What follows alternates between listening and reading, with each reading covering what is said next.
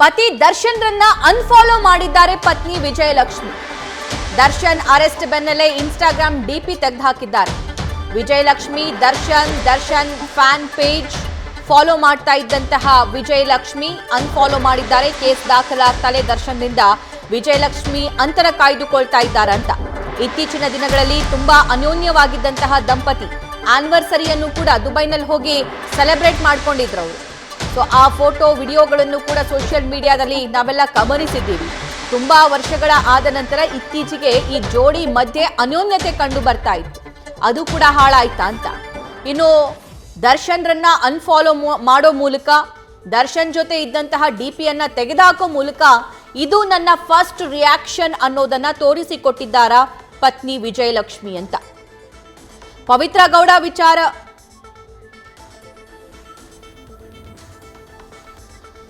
ಗೌಡ ವಿಚಾರವಾಗಿ ಕೆಲ ತಿಂಗಳ ಹಿಂದೆನೇ ಆಕ್ರೋಶವನ್ನ ವ್ಯಕ್ತಪಡಿಸಿದ್ರು. ಯಾವಾಗ ಪವಿತ್ರ ಗೌಡ ದರ್ಶನ್ ಜೊತೆಗೆ ನಮ್ಮ ಸಂಬಂಧಕ್ಕೆ 10 ವರ್ಷ ಆಗಿದೆ ರಿಲೇಶನ್ಶಿಪ್ಗೆ ಅಂತ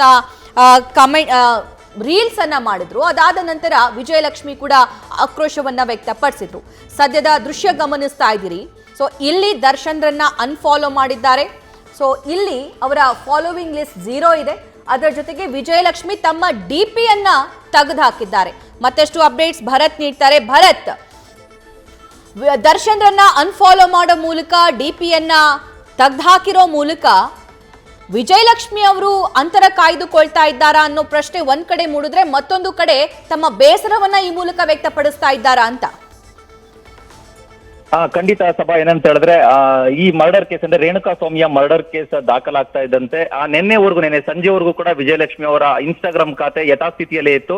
ಡಿಪಿಯಲ್ಲಿ ದರ್ಶನ್ ಅವರ ಜೊತೆಗಿರುವಂತಹ ಫೋಟೋವನ್ನ ಸ್ಟೇಟಸ್ಗೆ ಹಾಕೊಂಡಿದ್ರು. ಜೊತೆಗೆ ಅವರನ್ನ ಫಾಲೋ ಕೂಡ ಮಾಡ್ತಾ ಇದ್ರು. ಪರ್ಸನಲ್ ಆಗಿ ದರ್ಶನ್ ಅವರ ಅಭಿಮಾನಿ ಸಂಘ ಆಗಿರುವಂತಹ ಡಿ ಕಂಪನಿ ಅನ್ನೋ ಒಂದು ಖಾತೆಯನ್ನ, ಜೊತೆಗೆ ಮತ್ತೆರಡು ಅಭಿಮಾನಿ ಸಂಘಗಳನ್ನಷ್ಟೇ ವಿಜಯಲಕ್ಷ್ಮಿ ಅವರು ಫಾಲೋ ಮಾಡ್ತಾ ಇದ್ರು. ಆದ್ರೆ ಈಗ ದಿಢೀರ್ ಅಂತ ಇನ್ಸ್ಟಾಗ್ರಾಮ್ ಖಾತೆಯಲ್ಲಿರುವಂತಹ ಡಿಪಿಯನ್ನ ರಿಮೂವ್ ಮಾಡಿದ್ದಾರೆ. ಜೊತೆಗೆ ದರ್ಶನ್ ಅವರನ್ನ ಅನ್ಫಾಲೋ ಮಾಡಿ, ಜೊತೆಗೆ ಅಭಿಮಾನಿಗಳ ಖಾತೆಯನ್ನೇನು ಫಾಲೋ ಮಾಡ್ತಾ ಇದ್ರು ಅದನ್ನು ಕೂಡ ಅನ್ಫಾಲೋ ಮಾಡಿದ್ದಾರೆ.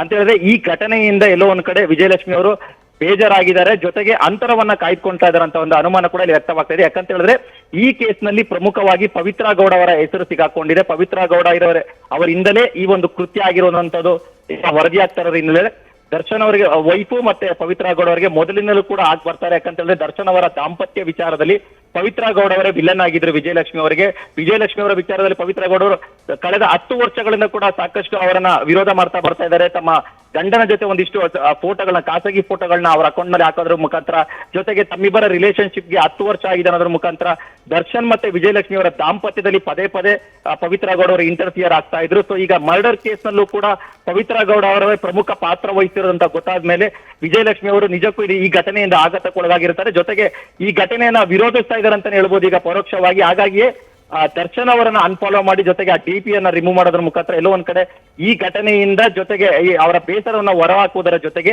ಈ ಕೇಸ್ಗೆ ಸಂಬಂಧಪಟ್ಟಂತೆ ಅವರ ಅಂತರ ಕಾಯ್ದುಕೊಳ್ತಾ ಇದ್ದಾರೆ ಅನ್ನೋದನ್ನ ಸ್ಪಷ್ಟವಾಗಿ ನಾವಿಲ್ಲಿ ಗಮನಿಸಬಹುದು. ಸಭಾ, ಥ್ಯಾಂಕ್ ಯು ಭರತ್. ಇತ್ತೀಚಿನ ದಿನಗಳಲ್ಲಿ ದರ್ಶನ್ ಮತ್ತು ಪತ್ನಿ ವಿಜಯಲಕ್ಷ್ಮಿ ತುಂಬಾ ಅನ್ಯೋನ್ಯವಾಗಿದ್ರು.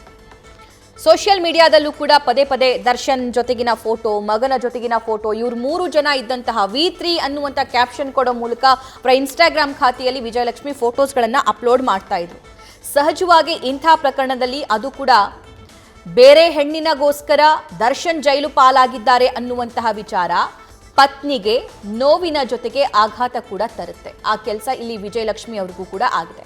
ಪವಿತ್ರ ಗೌಡ ವಿಚಾರವಾಗಿ ಅವರ ಸಂಬಂಧದಲ್ಲಿ ಸಾಕಷ್ಟು ಬಿರುಕು ಮೂಡಿದ್ದು, ಜಗಳ ಆಗಿದ್ದು, ಹೊಡೆದಾಟ ಆಗಿತ್ತು, ಇದೆಲ್ಲ ಕೂಡ ಈ ಹಿಂದಿನ ಸುದ್ದಿ. ಆದ್ರೆ ಈಗ ಯಾವಾಗ ದರ್ಶನ್ ಜೈಲು ಪಾಲಾಗ್ತಾರೋ, ಅದು ಕೊಲೆ ಕೇಸ್ಗೆ ಸಂಬಂಧಪಟ್ಟಂತೆ, ಅದು ಕೂಡ ಪವಿತ್ರ ಗೌಡಗೆ ಮೆಸೇಜ್ ಕಳುಹಿಸಿದ್ದಂತಹ ವ್ಯಕ್ತಿಯನ್ನ ಕೊಲೆ ಮಾಡ್ದ ಅನ್ನುವಂಥ ವಿಚಾರಕ್ಕೆ ಸಂಬಂಧಪಟ್ಟಂತೆ ಜೈಲು ಪಾಲಾಗಿದ್ದಾರೋ, ಆರೋಪಿ ಸ್ಥಾನದಲ್ಲಿದ್ದಾರೋ. ಸೊ ಆ ಸುದ್ದಿ, ಆ ನ್ಯೂಸ್ ಆಘಾತ ತಂದಿದೆ ವಿಜಯಲಕ್ಷ್ಮಿಗೆ. ಸೊ ವಿಜಯಲಕ್ಷ್ಮಿ ಅವರಿಗೆ ಸಹಜವಾಗಿ ನೋವಾಗುತ್ತೆ, ಬೇಸರ ಆಗುತ್ತೆ ಒಂದು ಕಡೆ. ಮತ್ತೊಂದು ಕಡೆ ಈ ಪ್ರಕರಣದಿಂದ ಈ ಮೂಲಕ ಅಂತರ ಕಾಯ್ದುಕೊಳ್ತಾ ಇದ್ದಾರಾ ವಿಜಯಲಕ್ಷ್ಮಿ ಅನ್ನುವಂತಹ ಪ್ರಶ್ನೆ ಕೂಡ ಇಲ್ಲಿ ಮೂಡುತ್ತೆ. ಪ್ರಾರಂಭಿಕ ಹಂತದಲ್ಲಿ ಈ ರೇಣುಕಾ ಸ್ವಾಮಿ ಅನ್ನುವಂಥ ಯುವಕ ಅಣ್ಣ ಅತ್ತಿಗೆ ಮಧ್ಯದಲ್ಲಿ ಪವಿತ್ರ ಗೌಡ ಯಾಕೆ ಹೋಗಿರೋದು ಅನ್ನುವಂಥ ವಿಚಾರಕ್ಕೆ ಸಂಬಂಧಪಟ್ಟಂತೆ ಪವಿತ್ರ ಗೌಡ ಜೊತೆ ಆರ್ಗ್ಯೂ ಮಾಡ್ತಾ ಇದ್ದ. ಪವಿತ್ರ ಗೌಡಗೆ ಇದೇ ವಿಚಾರವಾಗಿ ಆ ಕಾನ್ವರ್ಸೇಷನ್ ಮುಂದಿನ ಹಂತಕ್ಕೆ ಹೋಗಿ ಅಶ್ಲೀಲ ಮೆಸೇಜ್ಗಳನ್ನ ಕಳುಹಿಸುವ ಹಂತಕ್ಕೂ ಕೂಡ ಹೋಯಿತು ಅಂತ. ಅದು ಖಂಡಿತವಾಗಿಯೂ ತಪ್ಪು, ಅದನ್ನ ಯಾರೂ ಕೂಡ ಒಪ್ಪೋದಿಲ್ಲ.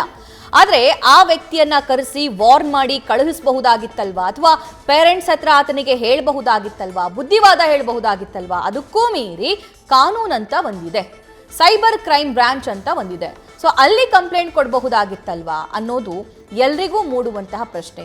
ಆ ವ್ಯಕ್ತಿಯನ್ನ ಕುಡಿಸಿ ಕಿಡ್ನಾಪ್ ಮಾಡಿ ಇಲ್ಲಿ ಕರ್ಕೊಂಡು ಬಂದು ಆತನ ಮೇಲೆ ಮಾರಣಾಂತಿಕವಾಗಿ ಹಲ್ಲೆ ಮಾಡಿ, ಮರ್ಮಾಂಗಕ್ಕೆ ಒದ್ದು ಹಲ್ಲೆ ಮಾಡಿ ಆತ ಸಾಯೋ ಪರಿಸ್ಥಿತಿಗೆ ತಂದಿಟ್ರಲ್ಲ, ಏನ್ ಮಾಡೋದು ಇವರಿಗೆ ಅನ್ನುವಂಥ ಪ್ರಶ್ನೆ ಸಾರ್ವಜನಿಕ ವಲಯದಲ್ಲೂ ಕೂಡ ಸದ್ಯಕ್ಕೆ ಮೂಡ್ತಾ ಇದೆ. ಸೊ ಅದೇ ಬೇಸರ ವಿಜಯಲಕ್ಷ್ಮಿ ಅವರಲ್ಲೂ ಕೂಡ ಸದ್ಯಕ್ಕೆ ಇದೆ. ಪವಿತ್ರ ಗೌಡ ಅವರ ವಿಚಾರವಾಗಿ ಮತ್ತೆ ಜೈಲಿಗೆ ಹೋಗ್ಬೇಕಾಯ್ತಲ್ಲ ನನ್ನ ಗಂಡ ಅನ್ನುವಂಥ ವಿಚಾರ.